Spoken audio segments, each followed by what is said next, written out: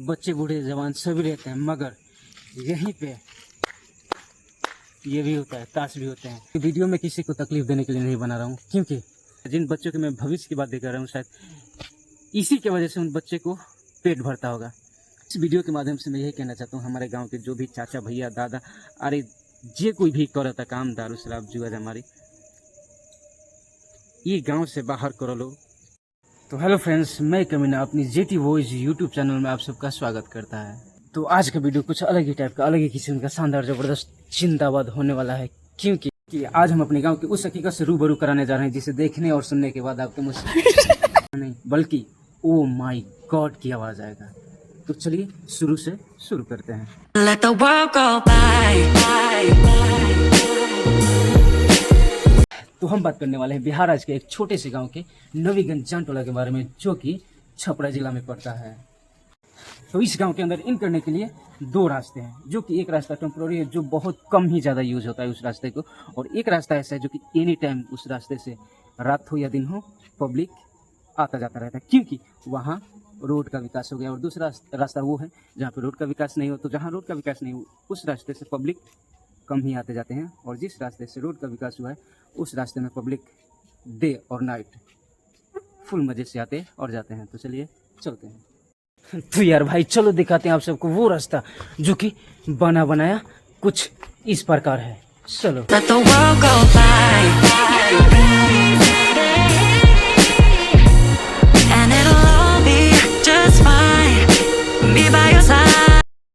तो यार भाई लोग यानी मजनू लोग, ये हमारे गांव का पक्का रास्ता जो कि नदी नाले में आकर खत्म हो चुका है। तो यहाँ पे आने के बाद सब रास्ते खत्म हो जाते हैं। तो चलो चलते हैं फटाक से अब दूसरी रास्ते के पास। तो अभी तक आपने हमारे पक्के रास्ते को, पहले रास्ते को देख लिया। अब ये हमारा दूसरा कच्चा रास्ता, पता नहीं यहाँ कब हमारी सरकार पहुँचे या ना पहुँचे, मगर हम तो पहुँच गए। तो ये हमारा कच्चा रास्ता। तो इस रास्ते को चलिए देखते हैं कैसा है। Just let the world go by, by, by, by, by, by, by, by, by. तो ये है हमारे गांव का दूसरा रास्ता, कच्चा रास्ता, जो कि सौभाग्य से नाला तो यहाँ पहुँच गया है, मगर वो नाला वहीं पर है। हम उम्मीद करते हैं कि आने वाले अगले 2030 तक ये नाला पूरा नदी के साथ पक्का हो जाएगा। तो ये हमारा दूसरा रास्ता और नाला है। अब बात करेंगे सबसे मेन मुद्दा की, तो चलिए बातें करते हैं। तो वैसे मैं आप सबको बता दूं कि रात में वीडियो शूट करने का मात्र एक ही रीज़न नहीं बल्कि बहुत सारे रीज़न हैं। रीज़न यही है कि जिस चीज़ को मैं एक्सप्लोर करने वाला हूं वो एकदम अलग ही टाइप का, अलग ही किस्म का जगह और स्थान है, जो कि हमारे क्षेत्र, हमारे बच्चे, हमारे शादी नहीं हुए, हमारे गाँव, हमारे मोहल्ले के बच्चे के ऊपर बहुत काफ़ी ज़्यादा प्रभाव डालता आ रहा है, आज से ही नहीं कई वर्षों से, जिसको लेकर के मैं उसी को खुलासा करने वाला हूँ। शायद इस वीडियो के माध्यम से उनके माता पिता, उनके फैमिली को ये पता चल जाए कि हम कर क्या रहे हैं, तो शायद हमारे गांव के बच्चों को एक उज्जवल भविष्य मिल सके। इसलिए मैं इस वीडियो को रात में बनाना शुरू किया है, क्योंकि अगर मैं दिन में बनाता तो ये वीडियो बहुत काफ़ी बवाल करने लगता। बवाल उनकी समस्या को खड़ा करता। रीज़न यही है कि वो लोग चाहते ही ना कि इस चीज़ को हम दिखाएँ, और हमारा जिद है कि नहीं, जब तक इस चीज़ को मैं ना दिखाऊं तब तक मैं रहूँ ना। रीज़न क्या है, देखिए मेरा मानना है कि अगर आप एक को समझाओ, दो को समझाओ, 10 को समझाओ, मैं कितनों को समझाऊंगा। और घर, एक कहावत है कि घर का आदमी दाल बराबर, मतलब मैं इस गांव का हूँ तो मेरी बात का कोई वैल्यू है नहीं। अगर यही बात कोई दूसरे क्षेत्र के, दूसरे मोहल्ले के आकर के शायद ये प्रस्तावना दे कि नहीं आप ये गलत कर रहे हो, तो शायद वो समझ सके या ना समझ सके। मेरा मानना यह है कि जो एक्चुअली हम सीन पे देखते हैं, टीवी पे देखते हैं, वो इंसान के माइंडसेट को ज़्यादा प्रभाव करता है, और जो अगर मौखिक सामने सामने बात की जाए तो इंसान के माइंड पे कम प्रभाव डालता है। तो इसी की वजह से मैंने इस वीडियो के थ्रू हर उस अपने गांव को समझाना और एक छोटी सा प्रयास करना शुरू किया है, जिससे शायद मेरे गांव वाले, मेरे मोहल्ले वाले को ये समझ में आ जाए कि हाँ मैं कहना और करना क्या चाहता हूँ, जिसके कारण हमारे आने वाले भविष्य एक उज्जवल हो, हमारे पूरे मोहल्ले के बच्चों का। तो चलिए वो जगह, वो स्थान दिखाते हैं आप सबको कि आखिरकार है क्या।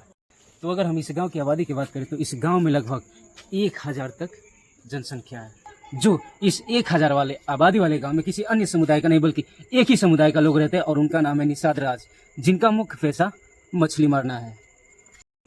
और इसी से इन समुदाय का जीवन यापन चलता रहा है, और वो भी सदियों से। पर अब 100% में से 25% के लोग किसी अन्य राज्य में जाकर काम कर अपने परिवार की जीविका चलाते हैं। और इन्हीं 25% में से कुछ परसेंट जब से बिहार में शराब बंद हुआ है तब से शराब का धंधा कर अपने परिवार की जीविका चलाते हैं। और ये बात बिहार सरकार ही नहीं बल्कि प्रशासन भी जानती है। अब बात यहाँ की शिक्षा व्यवस्था की। तो इस गांव में कोई शिक्षा व्यवस्था है नहीं। शायद यही कारण है कि इस गांव के 15 से 20% के बच्चे अपने आसपास के गांव के स्कूलों में हर रोज पढ़ने जाते हैं, या फिर उन बच्चों का स्कूल ना जाने का जिम्मेदार भी उनके माता पिता हैं, क्योंकि इस गांव के आसपास के स्कूल ज़्यादा दूर नहीं बल्कि अंडर 400 मीटर है। जो कि इस बात से आप अंदाज़ा लगा सकते हैं कि इतना नज़दीकी बा स्कूल होने के बाद भी इस गांव के बच्चे लोग पढ़ने जाते नहीं। रीज़न क्या है? रीज़न बहुत सारे।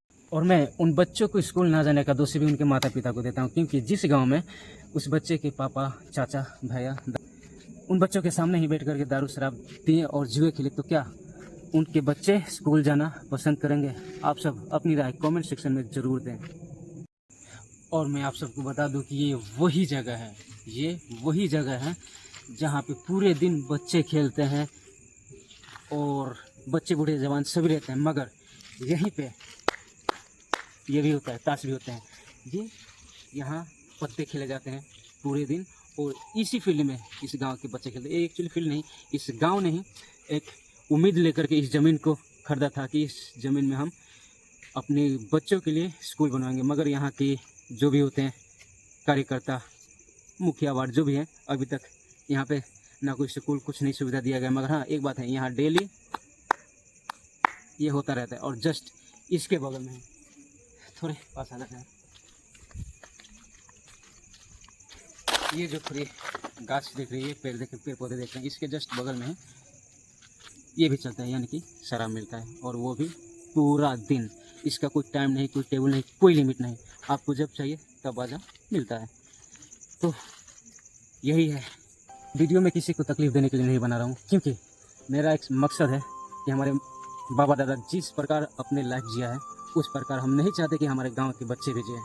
आज मैं जो भी कर रहा हूँ, शायद वीडियो देख करके मेरे गांव वालों को बहुत तकलीफ हो, जो इस धंधे से जुड़े हैं, कि ये बहुत गलत कर रहा है, पर मैं गलत नहीं कर रहा हूँ। आप लोग को भले कुछ पल के लिए, कुछ देर के लिए गलत लगे कि हाँ ये दिखा रहा है, वो दिखा रहा है, जो कि हमारा पेट पे लात मारा, एक प्रकार से समझो तो पेट पे लात मारा गया है। क्योंकि इन्हीं से उनके परिवार का, जिन बच्चों के मैं भविष्य की बात कर रहा हूँ, शायद इसी की वजह से उन बच्चे को पेट भरता होगा। तो मुझे नहीं लगता कि ये तरीका सही है कि नशे के धूप में होकर के अपने बच्चों को पाला जाए, पोसा जाए, क्योंकि बच्चे अक्सर अपने माता पिता से सीखते हैं। शायद ही कोई ऐसा कोई बच्चा होता है जो कि अपने माता पिता को देख करके नहीं, बल्कि उनकी अलग सोच, अलग पहचान, उनकी अलग माइंडसेट होता है, जो कि वो एकदम अलग ही होते हैं। वो बच्चे जो ना अपने चाचा की तरह होते हैं, ना अपने बाबा की तरह होते हैं, ना अपने दादा के, ना अपने पापा, किसी की तरह नहीं, बल्कि सबसे अलग होते हैं। शायद वही बच्चे आगे निकल पाएंगे इस दलदल से, नहीं तो जितने भी बच्चे होंगे हमारे गांव के, हमारे मोहल्ले के, उसी दलदल में धंसे जाएंगे, दबे जाएंगे, और उन्हें निकालने वाला ना उनके माता पिता सामने आएंगे। अगर सामने आ भी जाएं तो उनका हाथ पकड़ के वो निकाल नहीं सकते, क्योंकि वो इतने डूब जाएंगे उस दलदल में, जिनको निकालना बहुत ही मुश्किल हो सकता है। तो बस इस वीडियो के माध्यम से मैं यही कहना चाहता हूँ, हमारे गाँव के जो भी चाचा, भैया, दादा, अरे जे कोई भी करता काम, दारू शराब जुआ हमारी, ये गांव से बाहर करो लोग, गांव से बाहर करें आप लोग, ताकि हम चाहते हैं कि हमारे गांव के जितने भी छोटे छोटे बच्चे हैं, उनके अंदर एक हमने उम्मीद देखा है बहुत, काफ़ी उनके भी अंदर इच्छाएं होती है कि ना हम भी पढ़े, अच्छे कपड़े पहने, बहुत कुछ। मगर होता क्या है कि वो लोग कर नहीं पाते। वही जब बड़े होते हैं तो अन्य शहरों में जाते हैं, पढ़ाई लिखाई देख करके किसी से बातें करने में इतने खिचखिच करते हैं कि ऐसा लगता है कि अगर हम किसी से बात करेंगे तो हमारी इज्जत चली जाएगी। किसी से बात करने में इज्जत जाती नहीं है, बल्कि उनका समझ ही कुछ ऐसा होता है कि हमने भी काश पढ़ा होता, हमने भी काश कुछ जाना होता, जिसके कारण आज हम इस दुनिया को देख पाते और किसी से भी खुल के बातें कर पाते हैं। रीज़न यही है। और बाकी आप सबकी मर्ज़ी। अगर आपको हमारी वीडियो से ज़रा सा भी आपके अंदर तकलीफ हुआ हो तो कान पकड़ के सॉरी और माफ़ी मांग रहे हैं, बल्कि आप लोग ज़रूर हमारी बात पे गौर करना कि हाँ मैं कर क्या रहा हूँ और कहना क्या चाहता हूँ। बाकी मैं सब आप पे छोड़ता हूँ, आगे आप सबकी जैसी मर्जी। और हाँ, GT बॉयज यूट्यूब चैनल को आप सबने सब्सक्राइब नहीं किया तो प्लीज़ सब्सक्राइब कर लो।